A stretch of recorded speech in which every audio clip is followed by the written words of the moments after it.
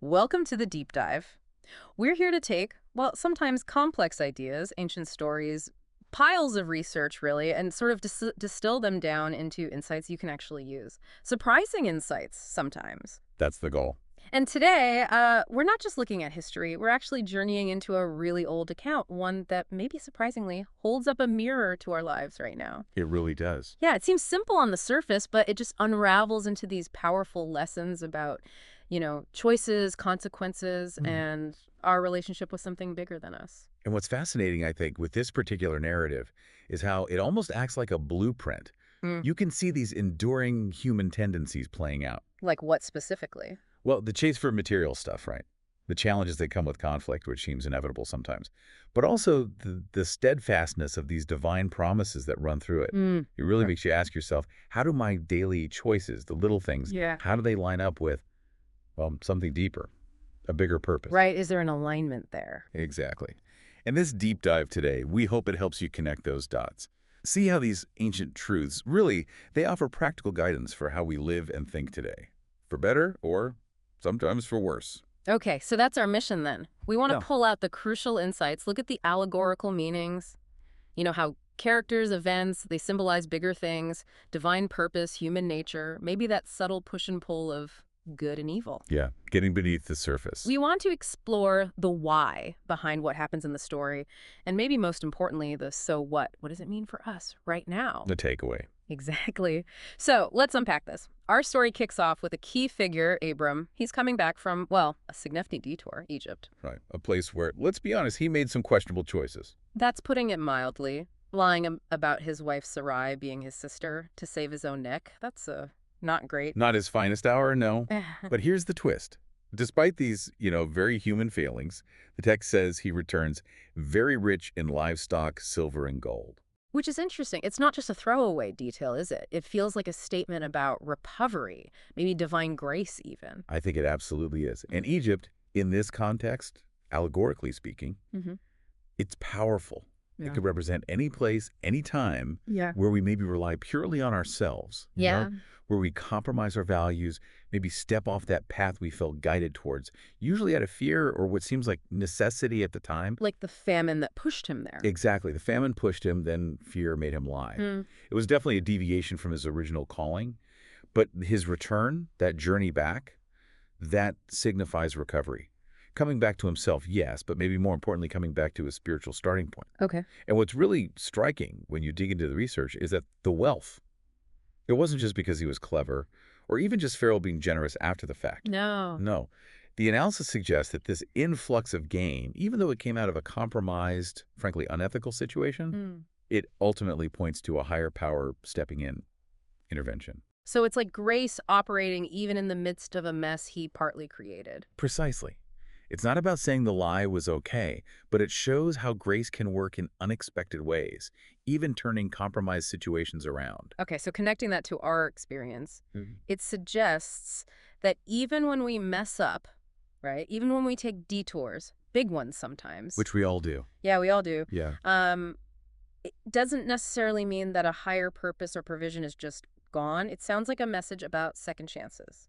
It really is. And the material we looked at was quite explicit about this. One source said something like, recovery is part of a process. Everybody does it.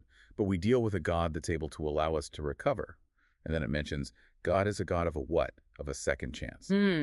That framing is powerful. Our imperfections, our fear-based decisions, they don't automatically cancel out a larger divine plan. Exactly. And that specific story, the anecdote about Abram getting a kind of dowry from Pharaoh. Right, after God intervened because Pharaoh had taken Sarai thinking she was available. Yes.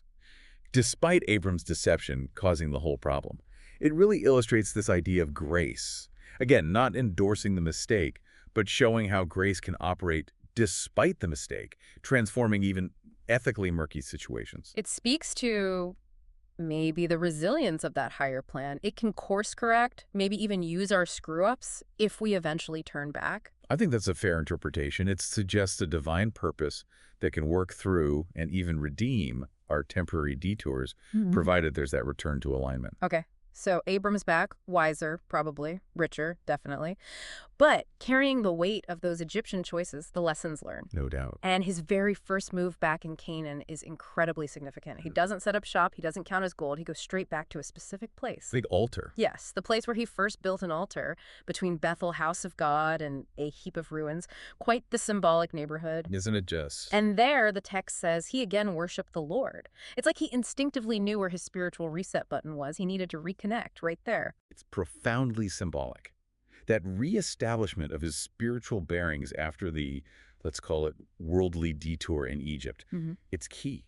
And the altar itself, it's not just rocks. It's a potent symbol. Of what, exactly? Encounter, remembrance, Yeah. recommitment. It's like a spiritual anchor point, a tangible reminder of God met me here before. It's where, human intention consciously reaches out to connect with divine intention. So remembering and worshiping there, especially after the compromise in Egypt, it's about recentering, getting back on track. Absolutely crucial for solidifying faith, Yeah. especially after doubt or misdirection. It Yeah. recenters his whole being. And this has immediate relevance for us, doesn't it? In our crazy busy lives, how do we build altars? That's the practical question. Yeah. It probably means intentionally setting aside time or maybe creating sacred spaces in our minds and our memories, not necessarily physical altars. Right. It's about consciously recalling those moments. Times when you felt guided or helped or just blessed in some undeniable way. It's being able to look back and say, okay, that time, I knew God was with me. I knew it was real. You build on that certainty. Exactly. And the material we looked at really emphasizes this. It says remembering those moments powerfully counteracts doubt. It fights back against that inner voice, or what some call the enemy, telling you, oh, God's not with you. He's not here now. He didn't show up this time. By deliberately going back in your mind to those points of clarity, those moments of almost overwhelming confidence where you knew, you build this inner fortress for your faith. You called it spiritual time travel earlier. I like that. Yeah, it's like mentally revisiting those touchstones to strengthen yourself for whatever you're facing now, especially when things feel uncertain or lonely. That makes a lot of sense. So this need for spiritual anchors, it feels pretty universal. But okay, Abram's back. He's reconnected at the altar. He's got all this wealth. But he's not alone. Right. He brought someone back with him, his nephew, Lot. And this, it seems, represents an unresolved piece of his initial calling, which leads us right into the next big challenge, this prosperity paradox. Indeed, because the story continues and we find out Lot, who went down to Egypt with Abram and came back, he also became very wealthy with sheep, cattle, and many tents. Okay, so double the blessings, kind of. Double the blessings, but here's the paradox. The land itself, even though it was good land, the text says it could not support both Abram and Lot with all their flocks and herds living so close together. Why? Too many animals for the available pasture land. Wow. So the blessing itself, this incredible abundance, becomes the source of the problem, the source of friction. Precisely. And this serves as a really potent allegory, I think. Yeah. It shows how material blessings, which are often seen as purely good, can actually become a source of contention if they aren't managed with wisdom, with humility, maybe with some foresight. It makes you think, doesn't it? Wealth isn't just easy. It comes with responsibilities, potential headaches. The more you have, the more complex things can get. And here, it leads directly to strife over resources. It absolutely does. And this speaks directly to modern attitudes, doesn't it? Towards wealth, consumerism. The story forces a question. What's the ultimate goal here? Is it just piling up more stuff? Or is it about a deeper connection, aligning your life with higher principles? So it's not saying wealth is bad in itself. No, I don't think the narrative condemns wealth per se. It seems more focused on how it's acquired, how it's managed, the motive behind wanting it, and crucially, whether it starts to overshadow deeper values like relationships, like spiritual connection. Right. Is the pursuit of wealth causing you to compromise those other things? Exactly. Is it balanced, or is it becoming the main driver? That distinction is key. It reminds me of that analogy from the source material you mentioned. To driveway one. Yeah, the driveway. When you got one driveway and one car, no problem. One driveway, 5 cars, now it's a problem. It's such a simple visual way to show how even good things accumulated beyond sustainable means or wise management just create practical issues and conflict. Yeah, logistical friction that turns into relational friction. And it echoes, doesn't it, that temptation story? Jesus in the wilderness, Satan offering him all the kingdoms of the world just for bowing down. It's that same powerful pull, earthly riches, immediate power, versus spiritual integrity, true alignment. What's your motive? What are you really chasing? That's the underlying question. But it gets even more complex because the conflict isn't just between Abram's guys and Lot's guys over grazing land. There's an outside factor, too. Yes, this is a crucial detail. The text explicitly notes, at that time, Canaanites and Perizzites were also living in the land. This isn't just scene setting. No, it feels significant. It means this whole struggle for resources, this family squabble, it wasn't happening in vacuum. Exactly. Yeah. The presence of these other groups, the Canaanites and Perizzites, they symbolize, you could say, the world, external forces, other people, society at large, who frankly might not care one bit about your internal disputes, your family drama, or your spiritual journey. Right. They're just there living their lives using the same resources. Which makes those resources even scarcer, right? Yeah. And intensifies the competition. It highlights this added pressure of trying to live out your purpose or even just manage your family life within a larger societal context that might be indifferent, maybe even hostile to your values or your struggles. That feels incredibly relevant today. We're not operating in isolation. Societal pressures, economic competition, just living alongside people with totally different values. Yeah. It can absolutely pour fuel on internal disagreements, can it? Within families, communities, workplaces. Definitely. The world with its own priorities and pressures is always there, and its indifference, or sometimes its outright opposition, can make our internal strife feel even more intense, more urgent, like there's less room for error. Yeah, and the source material kind of captured that feeling, didn't it? That what you gonna do Mhm. attitude from the Canaanites and Perizzites. They're just watching this family feud unfold, maybe even finding it amusing or advantageous. It's a stark contrast to the secretness of the promise God made to Abram about this very land. It reminds you that not everyone's playing by the same rules, and sometimes the world just watches you struggle. So you've got this mounting internal tension, pressure from the outside. It really puts Abram in a tough spot. And it raises that question. How does a leader, someone supposedly guided by a higher purpose, handle this kind of mess? And what we see from Abram is, well, it's remarkable. A profound example of peacemaking, really. He goes to Lot. But not to lay down the law. No, not at all. He Yeah. approaches him with humility, with a focus on relationship. He says something like, look, this fighting between our people, it has to stop. We're family, close relatives. He leads with the relationship. We are brethren. Exactly. And then he does something extraordinary. He says, essentially, the land is huge. Let's separate peacefully. You choose first. Whatever part you want, take it. If you go left, I'll go right. If you go right, I'll go left. Wow. Wow. Considering he's the elder, the patriarch, and the one who actually received the promise about this land from God, giving Lot first choice is incredibly generous, Right. selfless. It really is. And our sources highlighted this act as being a type of Christ. Can you unpack that term a bit? Type of Christ? Sure. In biblical study, a type is basically someone or something in the earlier scriptures that foreshadows or points ahead to Jesus, his character, his actions, his sacrifice. So Abram here, willing to give up his rights, his precedence, for the sake of peace and reconciliation. It prefigures Jesus' self-sacrifice. That's the idea. Right. Prioritizing relationship, prioritizing peace over personal gain, or Yeah. asserting his rightful claim. It's a powerful demonstration. And talk about practical guidance for conflict resolution today. Absolutely timeless. Prioritize the relationship. Seek peace actively. Be willing to make sacrifices, even give up your rights sometimes, for unity. Whether it's family, work, community. It's rooted in trust, isn't it? Trusting that if you do the right thing relationally, the provision, the resources, they'll work out. Trusting a higher power rather than just grabbing what you think is yours. Exactly. It's wisdom born from faith, not self-interest. And that phrase, for we be brethren, just anchors it all. Remember who you are to each other before you fight over stuff. Okay. So Abram lays out this incredibly wise, selfless choice, a defining moment. Now, all eyes are on Lot. How does he respond? Because his choice here, it becomes this major cautionary tale. It really does. And the contrast in how they approach the decision is just stark. The text says Lot lifted up his eyes and took a long look. What did he see? He saw the Jordan Valley, fertile plains, looked good. Looked really good. Well watered everywhere, the text says. He compares it to two ideals of prosperity. Like the garden of the Lord, think Eden, or the beautiful land of Egypt, the very place of worldly abundance they just left. So his assessment is purely visual, based on immediate appeal and material promise. Entirely. And then the narrative drops this chilling bit of foreshadowing. This was before the Lord had destroyed Sodom and Gomorrah. Oof. So the place that looked like paradise was actually on the brink of judgment. Exactly. But Lot, swayed by the appearance, by the promise of easy prosperity, he chooses that land for himself. And then critically, it says, he moved his flocks and pitched his tent near Sodom. Near Sodom. Um, Not in it initially, but close. And the text leaves no doubt about Sodom.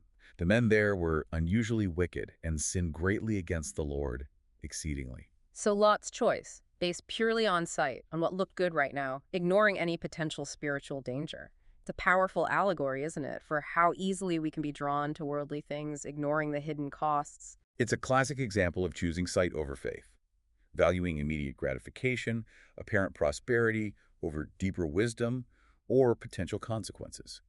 It's a direct illustration of what Jesus warned about later seeking earthly treasure, being drawn by the glitter, without considering the underlying reality.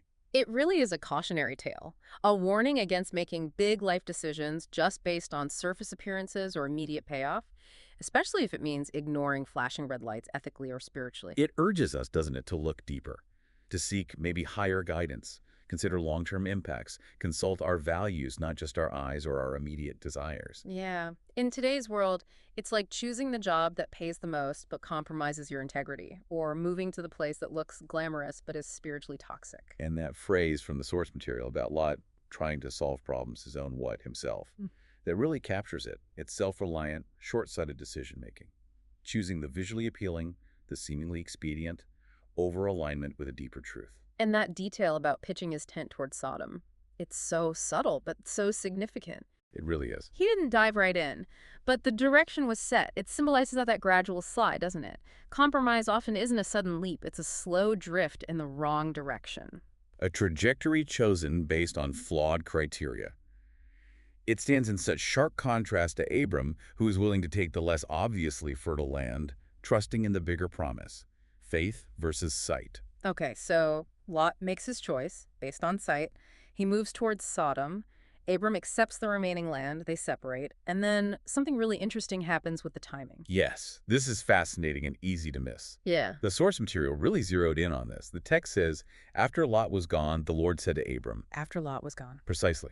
The emphasis is on the timing. Okay. God speaks after the separation is complete. One source put it very directly. The moment Abram finished what he was initially told to do, God showed up. Finished what he was initially told to do. What does that refer back to? It refers back to the original call.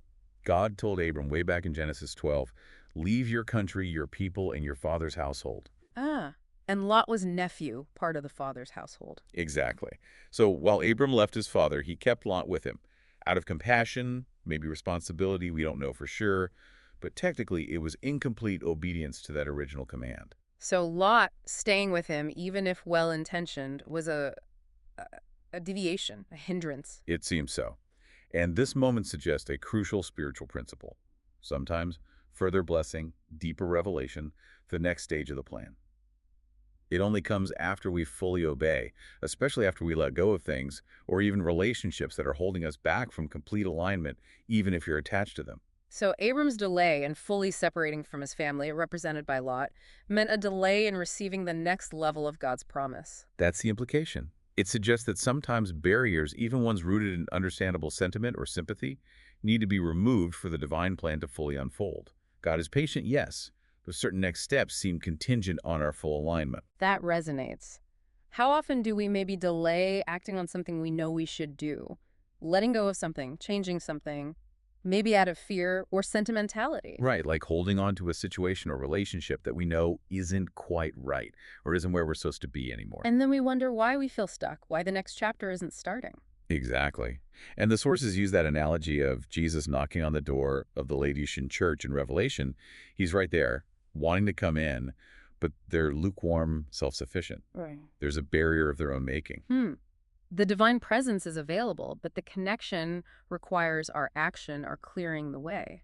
Sometimes barriers can just stop things, as one source put it. It's not necessarily God withdrawing, but our own stuff getting in the way of receiving or moving forward. That's a really powerful takeaway. We need to ask ourselves honestly, what barriers might I be maintaining, perhaps unconsciously, that are hindering my progress or blocking the next step God has for me? It's about self-assessment, not blame. A call to introspection and maybe decisive action. Because once that barrier lot is removed, Then what happens is just incredible.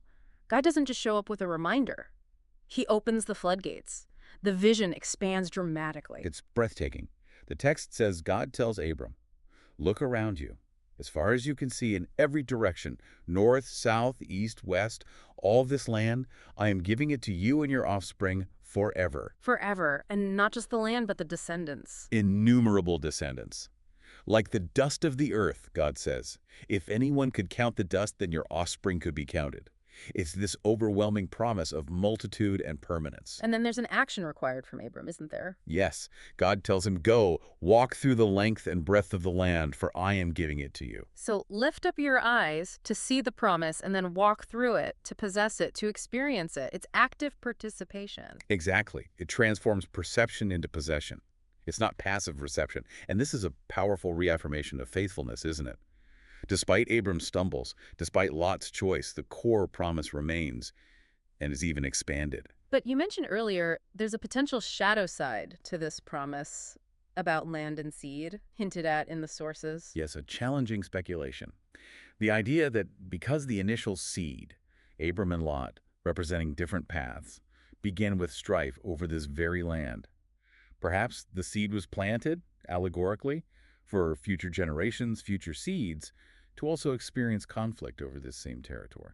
Wow, that connects this ancient story directly to millennia of conflict in the Middle East. It's a heavy thought. It is a profound and somewhat unsettling potential layer to the narrative. But focusing on Abram's perspective, the immediate message is one of assurance. God's plan isn't derailed by circumstances or others' choices. It encourages us then to lift our eyes beyond our immediate problems and walk through the promises relevant to our lives, trusting even when things look uncertain. Absolutely. It contrasts so sharply with Lot's choice, his limited sight-based grasp for immediate gain, versus Abram's divinely expanded faith-based vision of an eternal legacy. Okay, and this brings us to that crucial word, seed. The promise is to Abram and his seed forever. The sources suggest this means more than just biological kids, right? Much more. This is a critical allegorical point.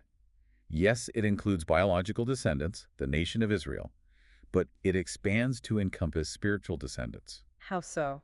Well, the material points directly to Jesus' interactions with the religious leaders of his time, the Pharisees. They were incredibly proud of being biological descendants of Abraham's seed. Right, that was their identity, their claim to righteousness. But Jesus challenges them directly. He says something like, "Don't think being Abraham's physical seed automatically puts you in the right. I tell you, God can raise up children for Abraham from these stones." Wow. So physical lineage isn't the main thing. Not according to this interpretation. The deeper meaning of seed becomes about spiritual lineage, those who inherit the promise through faith, like Abraham did, regardless of their bloodline. Abraham becomes the father of faith. So there's a distinction between being naturally of Abraham and being spiritually like Abraham, believing what he believed. Exactly. It implies your true identity, your ultimate heritage, isn't just genetic, it's spiritual. It's determined by who you align with. Do you align with the faith of Abraham, trusting God?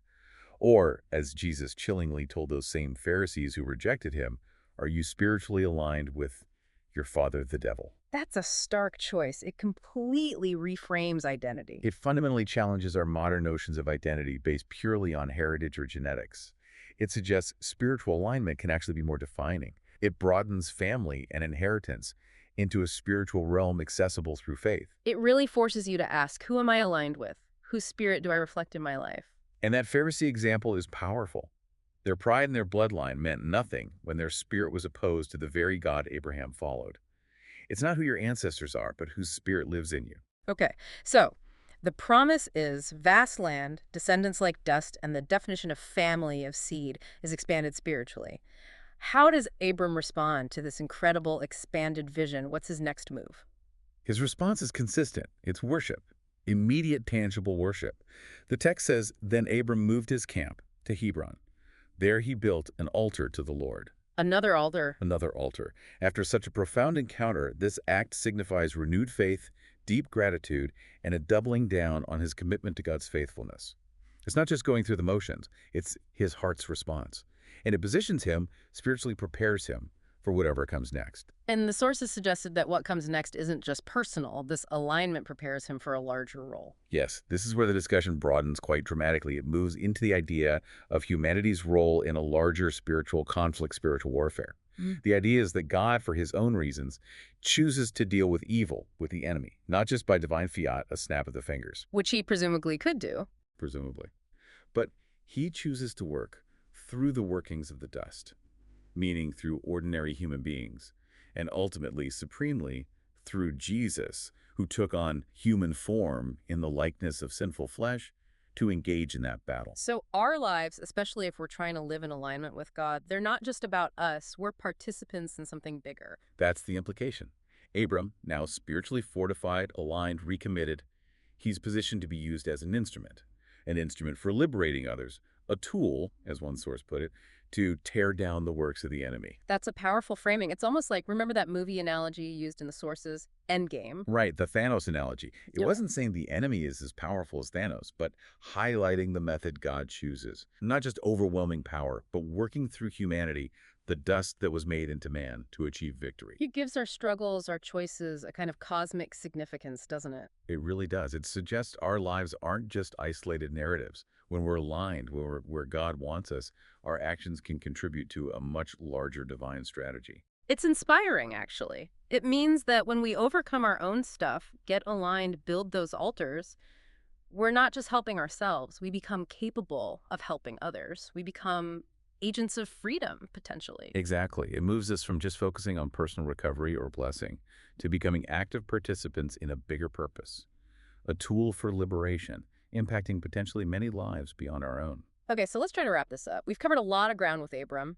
We saw the journey from mistakes in Egypt to recovery, showing that divine grace is bigger than our failings. Yeah, the second chance principle. Then the wisdom needed to handle blessings, that prosperity paradox, how abundance can actually breed conflict if not managed well. Right, the 5 cars and the 1 driveway problem. Then the huge impact of choices.